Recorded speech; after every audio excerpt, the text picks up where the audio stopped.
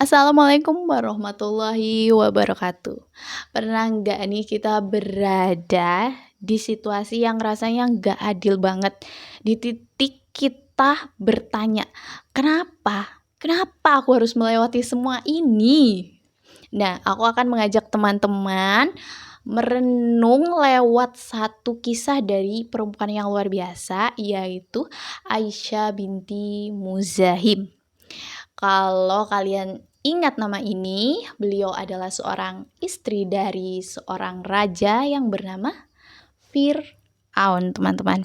Bayangkan ya teman-teman, beliau adalah seorang ratu, hidup dengan kemewahan, tapi hatinya penuh dengan luka. Kenapa teman-teman? Karena suaminya Fir'aun adalah orang yang paling zolim di muka bumi ini. Fir'aun pernah mengaku dirinya sebagai Tuhan ya teman-teman.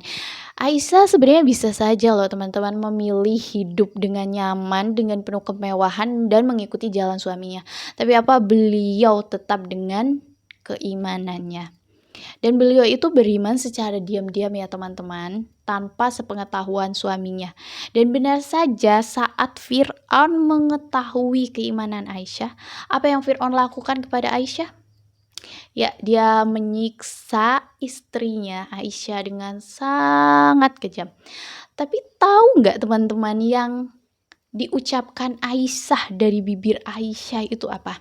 Sebuah doa yang bahkan Allah itu mengabadikan dalam Al-Quran ya. Kalau tidak salah adalah surat At-Tahrim ayat 11 yang kurang lebih artinya, "Ya Tuhanku, bangunkanlah untukku sebuah rumah di sisimu dalam surga." Itu yang keluar dari bibir Aisyah teman-teman. Bayangkan ya, di tengah rasa sakit yang luar biasa, beliau justru memohon rumah di surga.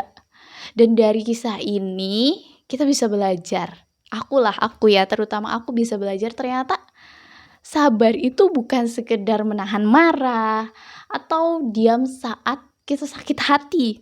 Sabar itu adalah kekuatan hati yang kita bisa yakini bahwa semua yang kita jalani, Allah sedang menyiapkan sesuatu yang lebih baik. Aisyah ini mengajarkan kita bahwa meski hidup di dunia ini keras ya, tapi hati kita bisa lembut teman-teman lewat apa? Lewat iman. Terus kalau kita memang ingin belajar sabar seperti Aisyah ya, kita mungkin bisa dengan hal-hal kecil dulu kali ya. Nah, aku akan memberikan beberapa contoh yang bisa kalian lakukan dalam kehidupan sehari-hari kalian. Misalnya, saat kita kesal, saat kita mau marah sama orang, coba kita menahan diri dulu. Kita ambil nafas dulu, kita coba tenang dulu agar yang kita ucapkan itu kita tidak menyakiti orang tersebut ya teman-teman ya. Terus saat kecewa biasanya kita akan selalu mengeluh, "Ya Allah, ini kenapa terjadi sama aku? Ya Allah, kenapa sih? Cobaan lagi," begitu ya teman-teman. Coba kita tarik diri kita kembali, ingatkan diri kita kembali bahwa oh, mungkin Allah sedang menjaga kita dalam sesuatu yang buruk dan Allah pasti akan menyiapkan sesuatu yang baik setelah kesedihan ini, setelah rasa kecewa ini. Begitu ya teman-teman. Atau saat kita diuji nih, yang kita merasa ujian ini ya Allah berat banget. Kita coba ikutin doa dari Aisyah yang bunyinya kira-kira seperti ini.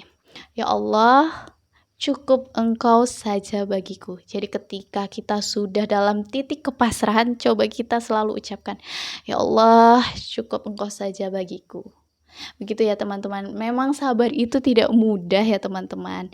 Tapi percayalah, Allah tidak akan pernah meninggalkan hambanya yang sabar. Terima kasih sudah mendengarkan cerita hari ini. Cerita dari seorang wanita yang luar biasa, Aisyah. Semoga Allah menjadikan kita semua muslimah yang sabar, yang tegar, Meskipun belum bisa setegar Aisyah, semoga saja kita bisa setegar Aisyah bahkan ya.